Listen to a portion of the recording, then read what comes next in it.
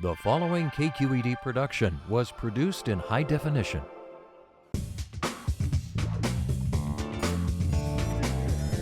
Every single bite needed to be savory. There's Twinkies in there. Wow. It's like a great big hug in the cold city. I mean, that food is about as spicy as I can handle, and my parents put chili powder in my baby food, like. And I sent French fry bits everywhere, all over the table, and just a lot of chewing. And Okay, my stomach is growling right now. I just want you to know, I'm hungry. Check Please Bay Area is brought to you by the members of KQED and by Oakland International Airport. Now you can enjoy some of your local favorites when you travel to and from the Bay Area. Fly Oakland International. It's your airport. Charitable Auto Resources, urging you to donate your car to KQED's Vehicle Donation Program to help raise funds for quality public broadcasting. IRG, with thousands of natural stone surfaces, all in stock today. IRG Brisbane, Dublin, or online at marblecompany.com. Locally owned and operated for 24 years, Amici's East Coast Pizzeria serves up a taste of the Northeast's distinctive Italian fare at their 12 Bay Area locations. Open daily for a quick business lunch or an evening meal out with family and friends, Amici's offers homemade pastas, fresh salads, and pizzas cooked in traditional brick ovens, with many vegetarian, vegan, and gluten-free options. Menu and locations can be found at amicis.com. Amici's, proud to support KQED.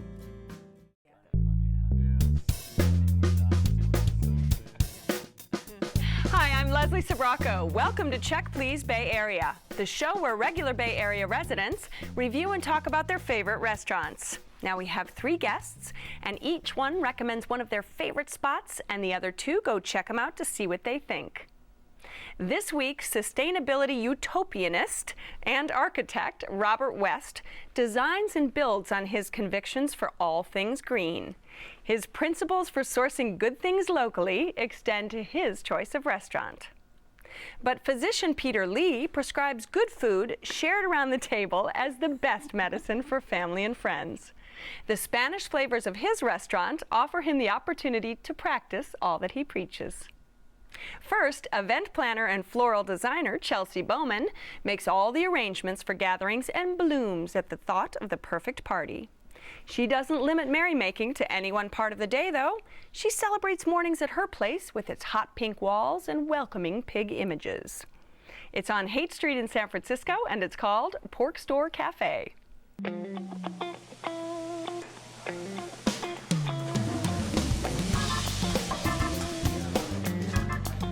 my name is Michael Nader Musla, and I'm the owner of the Pork Store Café. Well, the pork store was established in 1916, early 20s. It was a butcher shop, and it converted to a restaurant years ago in the 60s and the 50s. And in the late 70s, they pulled out the front board from the windows on top, and they found the pork store stained glass, and they re-established the Pork Store Cafe in 1979. Everything good? Yes. All right. I started here as a busboy, and I learned most of the steps to be a waiter and to be a cook, and I graduated pork store basically. And I've been doing this here for about 28 years. It is the pork store because of what it offers the people, so we do not deviate too much out of what is loved. The basic breakfast, the eggs and the sausage and the pancake. We add a lot of stuff on the side, but we keep our basic core for our core loyals. The cooks here, as well as most of the staff, they don't change often. People love their job, they love the customers, and they love me, of course. The cooks are happy, and happier cooks give you better food.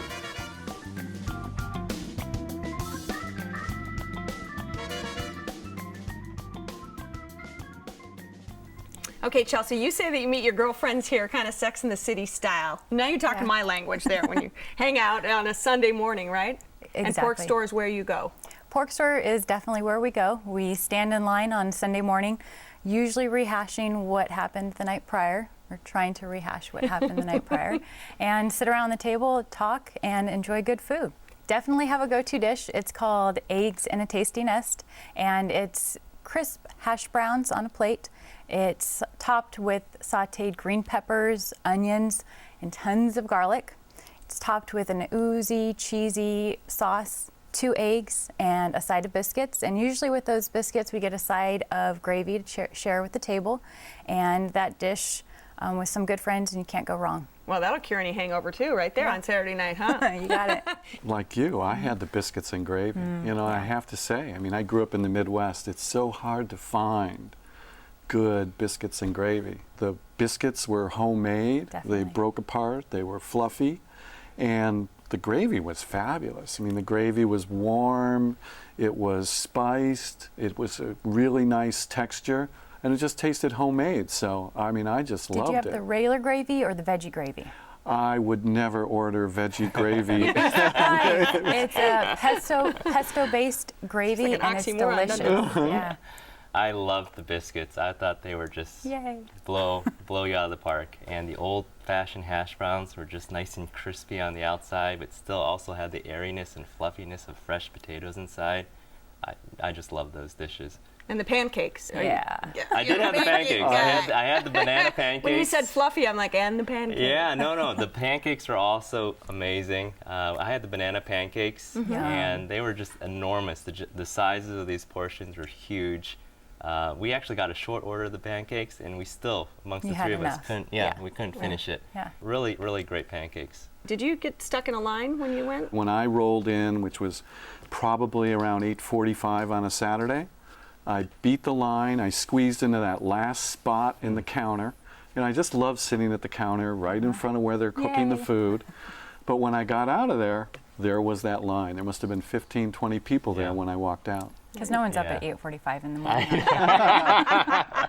You know, I have to say that it's such an interesting store in itself, because you look at that sign, the pork store, the glasswork is just exquisite. Yeah. And that is one of the finest signs in itself as a work of art. So it was very shocking to sort of see it transformed into this kind of retro diner inside that old store. So I really like the ambiance. You know, it really feels like going into the past somewhat. The architect in you coming out. It is, I must say. Those details always matter. I did have a little bit of a different view. I would say that for me, it was a little bit on the grungy side. And I know it's hate, but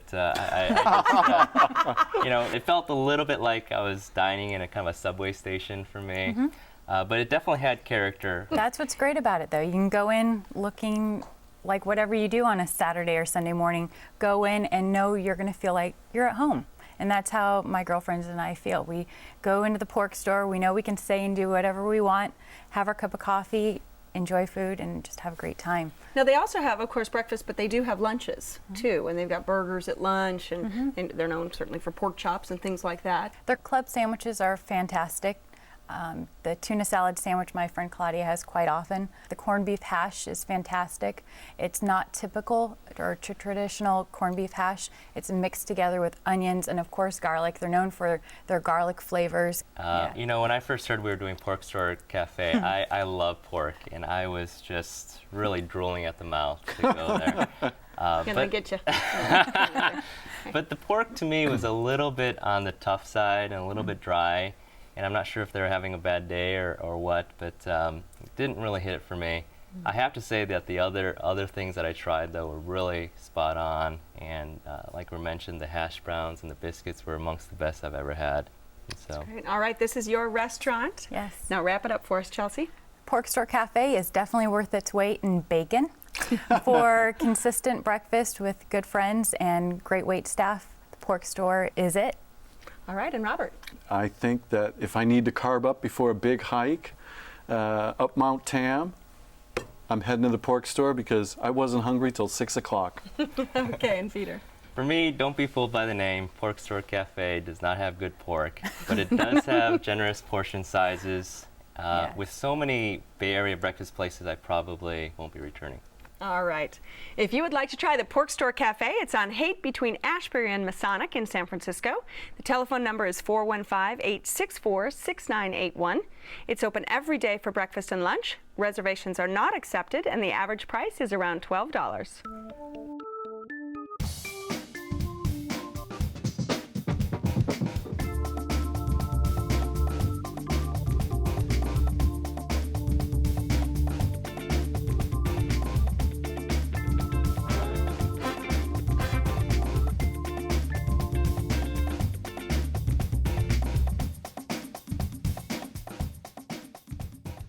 From the food to the lighting to the music, Robert's Place is committed to the ritual of feeding people.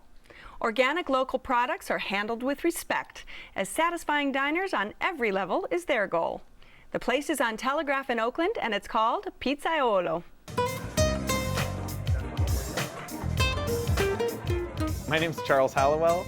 I'm the chef and owner of Pizzaiolo in Oakland, California. And here at Pizzaiolo, we make pretty traditional Southern Italian food. So mostly we try to get the most delicious seasonal produce we can get, and we try to cook it with as much integrity as we can, not be too fussy with it, keep it really basic. We change the menu every day so that we're constantly using fresh, new produce. I'm Jen Louise Dunning. I'm the managing partner and general manager of Pizzaiolo in Oakland. Charlie and I have been business partners for 3 years. I am always inspired by his food and his passion for community and how food can bring people together, and that's what we do in the front of the house. We want to make sure that we complement the food with excellent service. Most of the staff has been here since the beginning. I think it's because we nurture and adore one another, and we all love Pizzaiolo. Really the most important thing for me at Pizzaiolo is that we have this amazing relationship with the farmers and with the customers, and that we are the conduit that allows there to be this real, authentic human relationship that runs all the way from these people creating produce in the earth to these people sitting in a restaurant eating the food. And it's really important. It's my favorite part of the restaurant.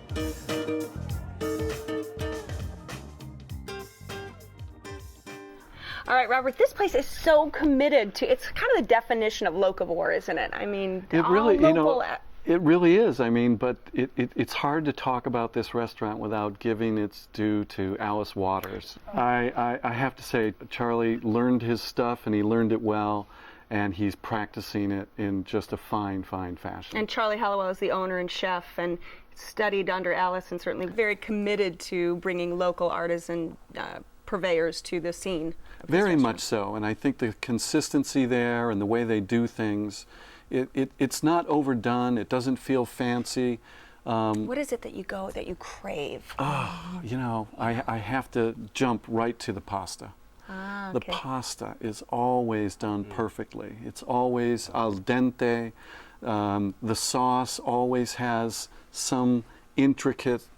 And menus change daily. Did you guys have pasta? Yeah. You're over here shaking your head? You or know, no? I didn't get a chance to try the pasta, actually. I was focused right onto the pizza. Onto the pizza. And I have to say that first bite was probably one of the best bites I've ever had in the last year.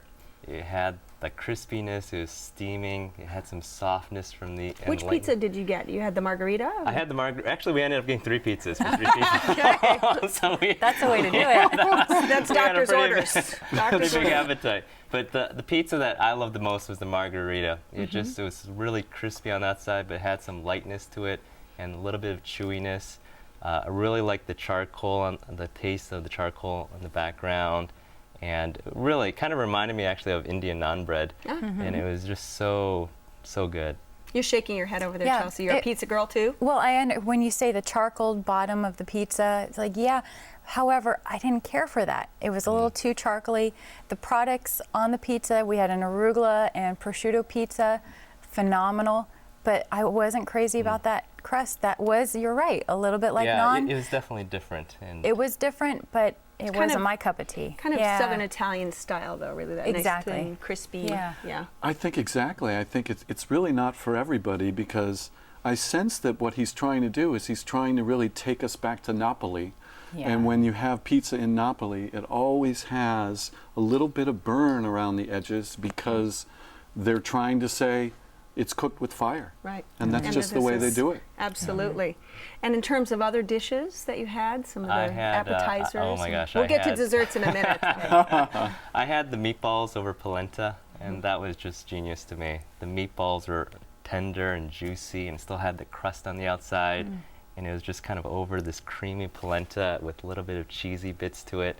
It was just perfect. You made me think of what I started with, which was an heirloom tomato. You know, very much like an ensalata caprese, where simple tomatoes, heirloom tomatoes, 3 different colors, very visually beautiful, The cheese was perfect, and then the oil almost seemed like it was infused with garlic or something. It was just very, very tasty. Every bite. Yeah. You're right. The salads visually and palate cleansing, perfect. Watermelon in a salad, I wouldn't think it would pair nicely, but they had yellow and pink watermelon with some cheese and roasted eggplant. The best roasted eggplant I think I've ever had. So the salad was great, but dessert was even better. Lemon ice cream with fresh blueberries drizzled over a meringue cookie.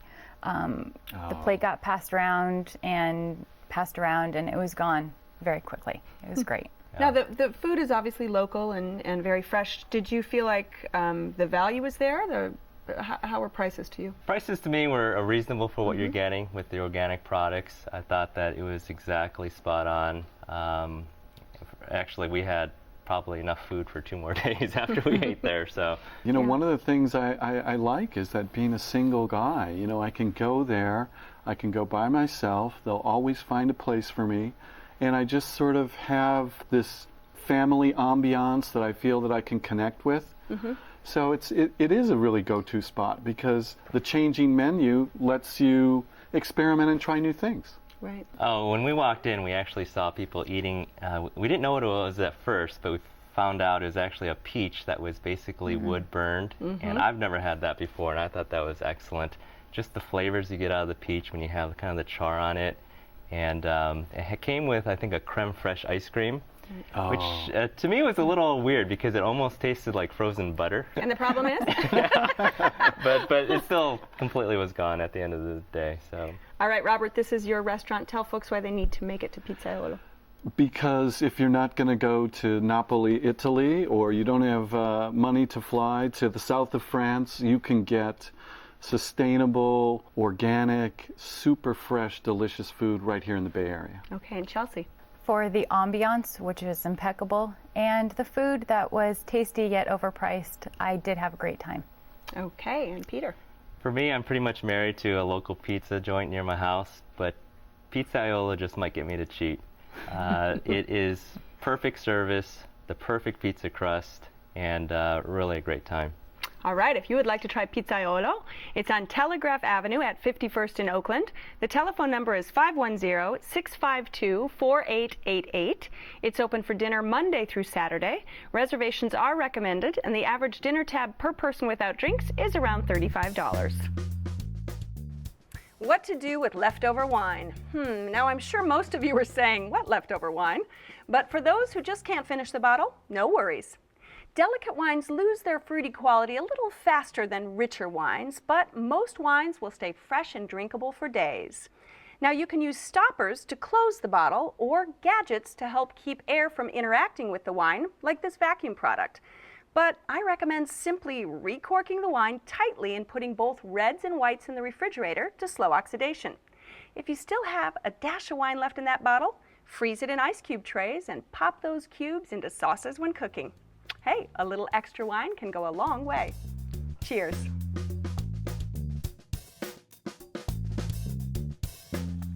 Posters of matadors on the stucco walls set the scene for the Spanish flavors served as tapas plates and traditional Spanish dishes at Peter's Pick. Just down the road from the crookedest street in the world, it's on Hyde in San Francisco, and it's called Zarzuela. My name is Andy DeBenny. I'm one of the owners of Zarzuela. Lucas Gasco is my partner. He's the chef. We started Zarzuela together in 1994. Zarzuela is a genre of an opera and a seafood stew dish made with different shellfish from the Catalan area. We serve traditional Spanish food from different regions in Spain. We have over 25 different tapas on the menu. The paella we have on the menu is made to order. It takes about half an hour. It's made the traditional way in a metal paella pan with chicken, seafood, clams, mussels, and saffron broth. The wine list is predominantly Spanish, covering all regions of Spain. We have the Albarino, we have the different Riojas, Ribera del Dueros, and many more. The sangria is made in-house. We make it a couple of times a week with Spanish wine, a little orange peel, lemon peel, some apples, oranges, and a little bit of brandy. Zarzuela has been here since 1994. We've had the same people work here since we opened, so we're like one large happy family.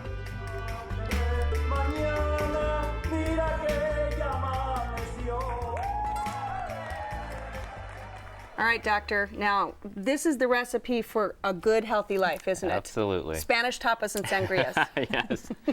I have to tell you, the minute I walked in this place, I fell in love with it. You really get a sense of the rustic charm. It's a very small space, but the minute you sit down and you watch the cable cars kind of rolling by, it's so romantic, and actually that's where I fell in love. Aww. Me and my fiance's first dinner date was at this place. Oh, that's And so it has fantastic. to- See? Absolutely. That's what it turns into. And do you have a favorite dish that every time you go there reminds you of your future bride? The whole menu is wonderful, but there's two dishes that I always kind of gravitate towards. The grilled calamari with aioli is just perfect for me. It has the grilled calamari, which is perfectly smoky, but still tender. It's almost buttery, actually. And it has little subtle hints of saltiness and lemon. And you're over here shaking your head. Robert's like, It's you know, the thing that I enjoy is I've lived in Spain. It is so rare to find any restaurant that really does an authentic Spanish menu. So the chef is from Spain. the chef grew up in Madrid. I had the padron peppers, which are seasonal, but it was so cooked to perfection. It was just like having tapas in Spain. Yeah. I could eat a plate of those just plate like that. The baked goat cheese. Oh boy, that was so delicious. With the tomatoes. And It comes in a little skillet. Yeah.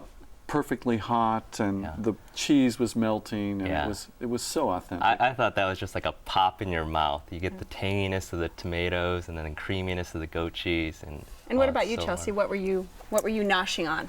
The whole experience. The night was wonderful. My boyfriend Justin and I did go for a romantic date night, just like you said, and enjoyed our server Carlos, who I won't forget, and we'll probably go back just to hang out with Carlos. But the paella, when you say authentic, I've traveled to Spain a few times, and it's really hard to find authentic paella. And Zarzuela hit the mark. They're certainly known for their paella. I thought the paella, I mean, it really highlights the freshness of the seafood. And you don't get all these other kind of dressy flavors with it. It's just really the smokiness of the dish, the freshness of the seafood, and the perfectly cooked rice, which is soft on the top, but like crispy on the bottom. Crunchy. It was so good. And all washed down with a little sangria. The sangria is perfect there, but you know, I started with the gazpacho, and their gazpacho was perfect. It had just a hint of garlic. You could taste a little bit of onion that had been blended in, but just very rich and creamy tomatoes. And it's so hard to find good gazpacho. Absolutely. And I thought the sangria was nicely blended. It had little hints of cinnamon to it, which was kind of unique to me. And it just went down really smoothly. Affordable. You could get a couple crafts of that. And the flan for dessert was absolutely perfect. It was so creamy. You could taste just a little bit of egg, a little bit of the cinnamon. The texture was perfect, and it just reminded me of living in Spain, I have to say. Just wonderful. So you didn't have the flan. What was your dessert choice? We had the bread pudding, which was divine. It was soft, and it had little specks of raisins and chocolate and nuts and spices.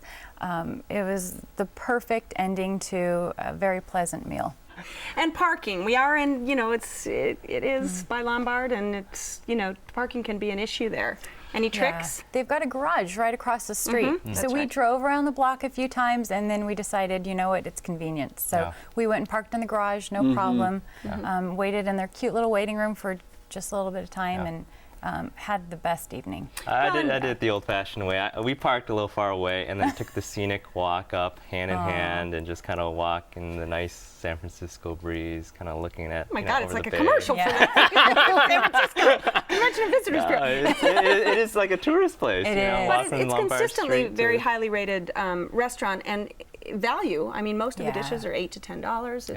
Did you feel like you get value from this place? I really did. I thought you got bang for your buck. The paella dish. Could easily feed 6, and we still had a little left over. The service was excellent. I mean, I have to say I felt really lucky. The waiter broke into song right when my dessert was served, and I closed my eyes and I just could. It was like I was back in Sevilla. Spain. Yeah. All right, Peter, this is your spot. Give us a quick summary. For me, Zarzuela was love at first bite. Come here if you want excellent Spanish food with excellent service. You'll leave with a smile every time. All right, and Robert? You know, I have to say, it really is authentic. The way they accent the food on regional Spanish cooking. Deal with the parking and you'll have a wonderful evening. All right, and Chelsea? For a great date night, fabulous food, and exceptional service, Zarzuela is the place to be. If you would like to try Zarzuela, it's on Hyde at Union in San Francisco. The telephone number is 415-346-0800. It's open for dinner Tuesday through Saturday. Reservations are not accepted, and the average tab per person without drinks is around $30. Well, I want to thank my great guests on this week's show. Chelsea and her pick of the pork Store Café, where filling breakfasts are served. Yeah. Robert's favorite place, Pizzaiolo, where the simple act of feeding people is at the core. And Zarzuela, Peter's place, with the tantalizing flavors of Spain. You can let us know your opinion on any of the restaurants featured if you visit our website at kqed.org/checkplease. It's the place to find details on all the restaurants, and you can watch a segment or download a whole show. My notes on the wine we're drinking today are there too. And if you really want to stay in touch, you can find us on Facebook and Twitter. So don't forget to join us next time when 3 new guests will recommend their favorite spots right here on Check Please Bay Area. I'm Leslie Sabraco, and I'll see you then. Cheers, everyone. Cheers. This show is available in high definition, Comcast On Demand, and via podcast. For additional information on the restaurants featured, to comment, or to apply to be on the show, go to our website at kqed.org/checkplease. Check Please Bay Area is brought to you by the members of KQED and by Amici's East Coast Pizzeria's 12 locations specialize in the delivery of authentic thin crust pizzas, pastas, and salads to Bay Area companies of all sizes. Professional staff deliver one order at a time direct from their kitchens to your business. Whether it's for an important meeting, a thank you for employees, or a quick meal option, Amici's can provide freshly made food for groups from 2 to 2,000. Menu and locations can be found at amicis.com. Amici's, proud to support KQED.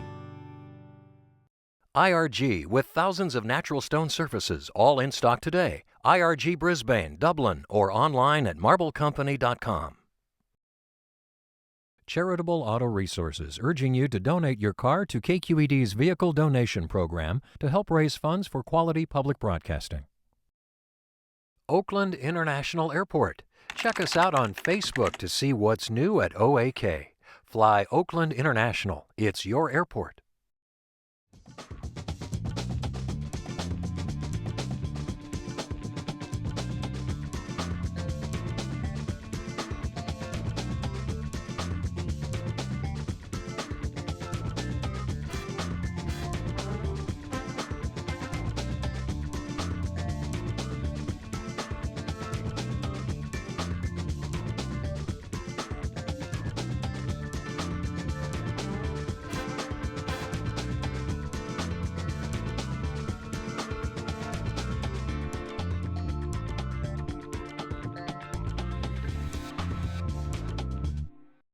A KQED HD production.